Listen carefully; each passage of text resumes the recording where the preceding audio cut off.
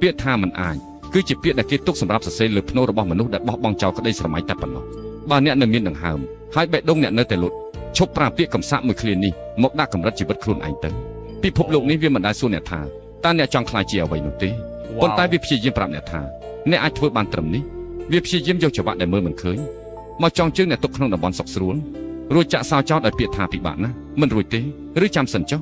ខ្ញុំធ្លាប់ឃើញមនុស្សម្នាក់ដែលគ្រប់គ្នាគិតថាគាត់គ្រាន់តែជាសូន្យគ្មានអ្នកជឿជាក់គ្មានអ្នកលើកទឹកចិត្តសូម្បីតែមិត្តភក្តិជិតស្និទ្ធបំផុតក៏ដើរចេញប៉ុន្តែអ្វីដែលគ្រប់គ្នាភ្លេចគិតគឺនៅក្នុងខ្លួនគាត់មានភ្លើងគាត់លែងស្ដាប់សំឡេងរំខានពីខាងក្រៅរួចគាត់ក៏ចាប់ផ្ដើមសម្លឹងមើលទៅក្នុងកញ្ចក់ហើយនិយាយទៅកាន់ខ្លួនឯងថា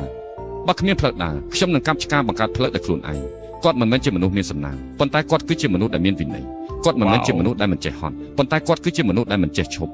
ដឹងទេលទ្ធផលដែលអស្ចារ្យបំផុតវាមិនដែលដេកចាំអ្នកនៅផ្លូវដែលស្រួលដើរនោះទេវាដេកចាំអ្នកនៅពីក្រៅឧបសគ្គដែលអ្នកគិតថាទៅមិនរួចនឹងឯងរាល់ពេលដែលអ្នកចង់បោះបង់សូមសួរខ្លួនឯងថាតើអ្នកចង់ខ្លាចជាជនរងគ្រោះនៃវាសនា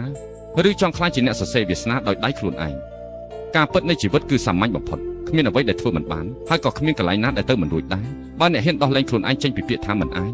ឈប់សម្លឹងមើលនាឡិការួចខ្លាចថាវានឹងដើរហួសប៉ុន្តែត្រូវចាប់ផ្ដើមធ្វើឲ្យរាល់វិនាទីដែលវាដើរមានតម្លៃសម្រាប់ជីវិតអ្នកក្រោកឈរឡើងបំផ្លាញចង្វាក់នៃភាពភ័យខ្លាចចោលទៅព្រោះពិភពលោកនេះមិនមែនជារបស់មនុស្សដែលចេះត្រឹមតែយល់សប្តិទេប៉ុន្តែវាជារបស់មនុស្សដែលហ៊ានធ្វើឲ្យយល់សប្តិខ្លាចជាការពិត